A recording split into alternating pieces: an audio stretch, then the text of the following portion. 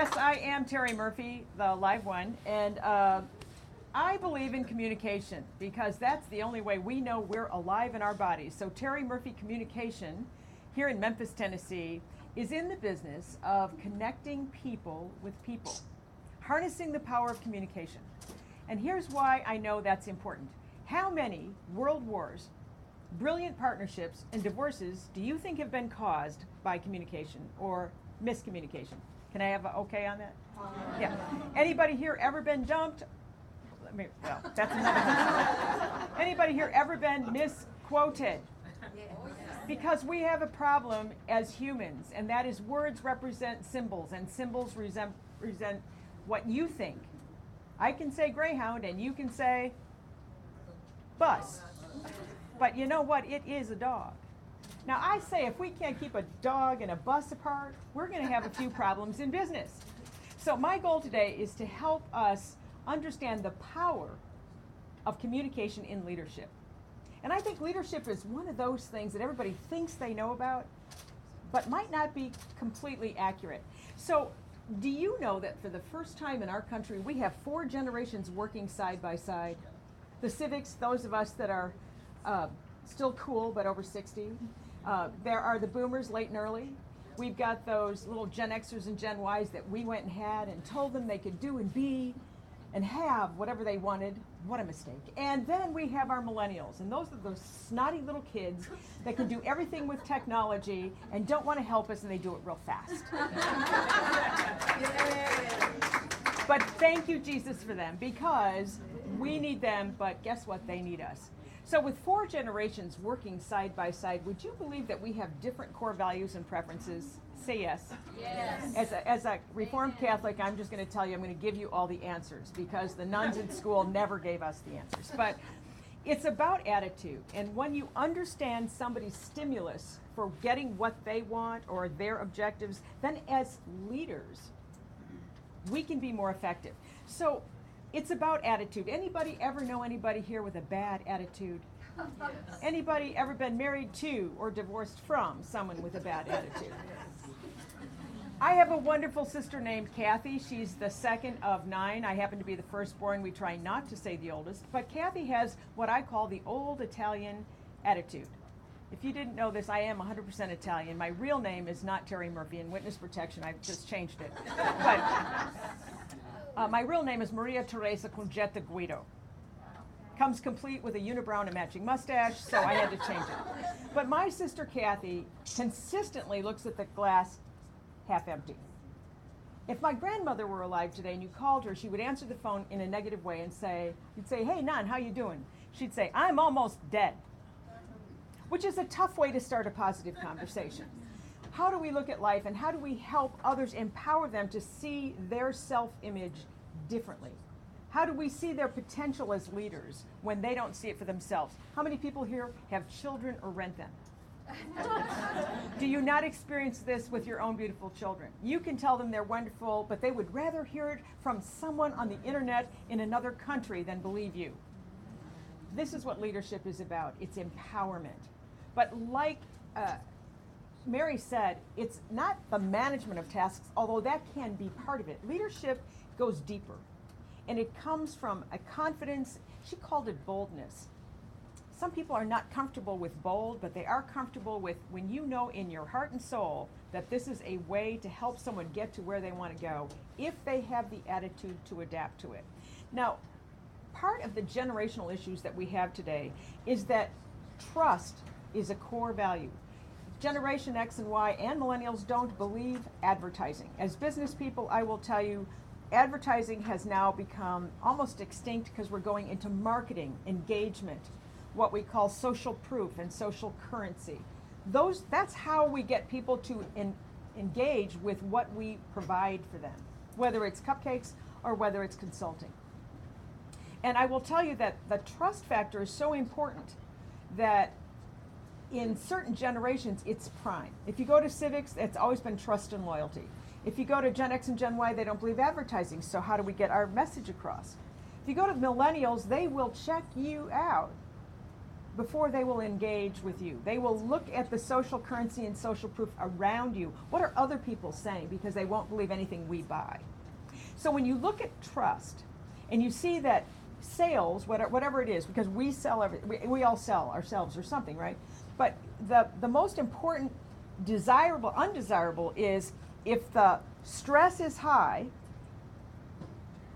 then the cycle is longer because the trust is low. If you want to go to a desirable model, you'll see that the trust is high, sales is real short because there's no stress.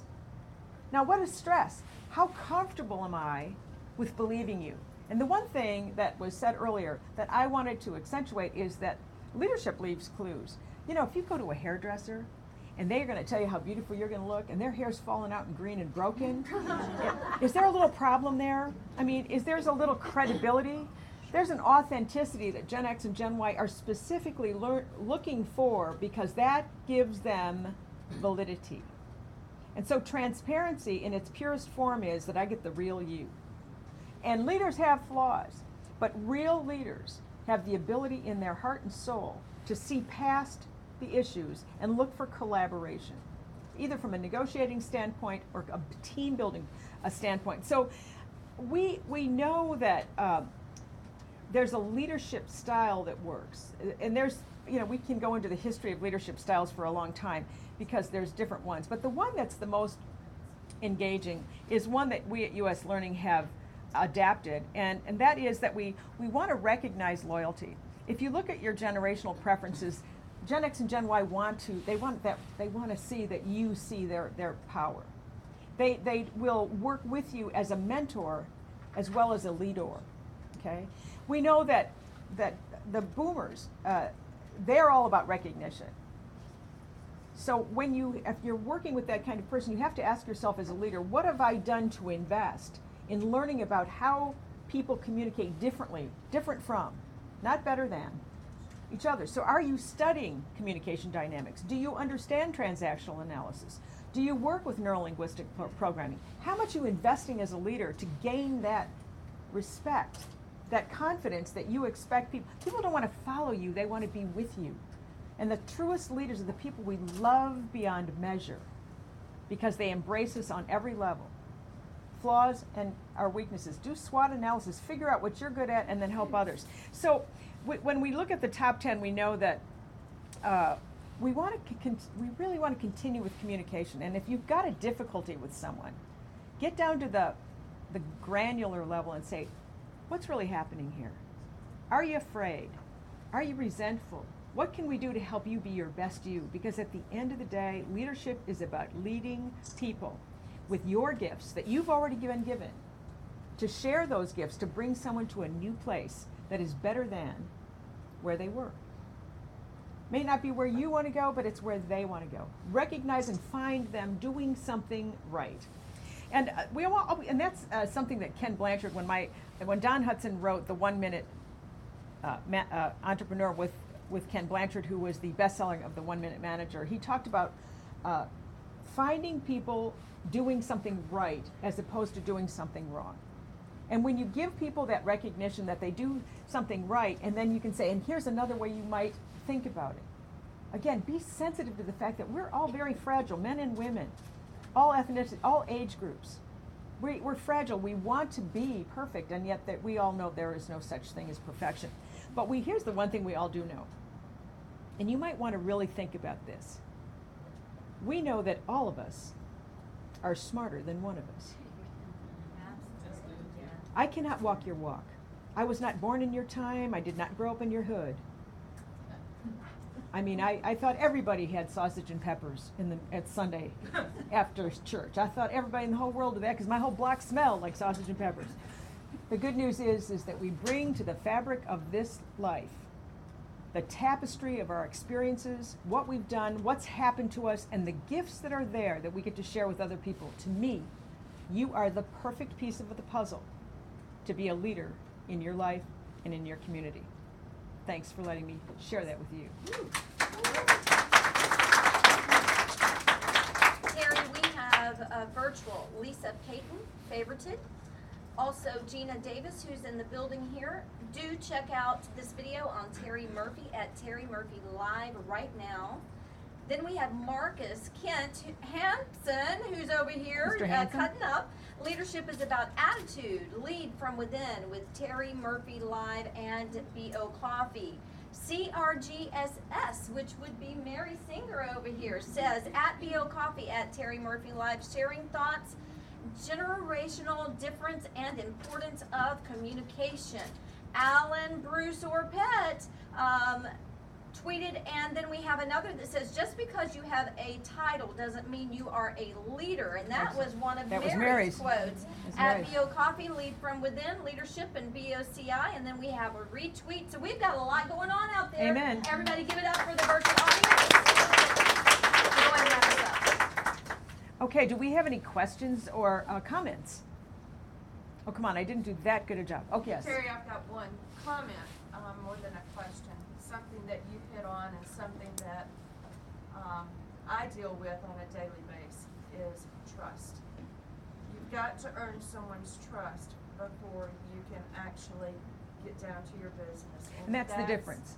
And that's the difference in today's market. And thank you for bringing that up. It's an excellent observation. You know, in the old days, people bought things because they knew, like, and Mary said that too, because people know, like, and trust you. Actually, I think Delmar said that. But here's the thing. We need to understand that we have to earn that trust, and it takes a little bit of a trajectory. Exactly. Once you're there, but you have to be willing to invest the time. Yep. Absolutely. One more question, then we will go to our next speaker. As I was writing, I wrote, journey is inside of us, so we must travel well daily. I don't think that's what you said, but that's what came out on my machine. That's actually so true. If you invest every day, you know, Darren Hardy wrote a great book called The Compound Effect, and I would recommend everyone read that book. It's a small book. It's the kind of thing you're going to keep little stickies, but he talks about the power of incremental improvement, or not. And by reading 30 minutes a day, studying 30 minutes a day, hanging with somebody who's, in your mind, someone you can learn from 30 minutes a day, think about the power of that in 1 month, 1 year, and a lifetime. Thank you. Absolutely, everybody. Thank you, and let's sign off. We are bringing everyone together. Thank you.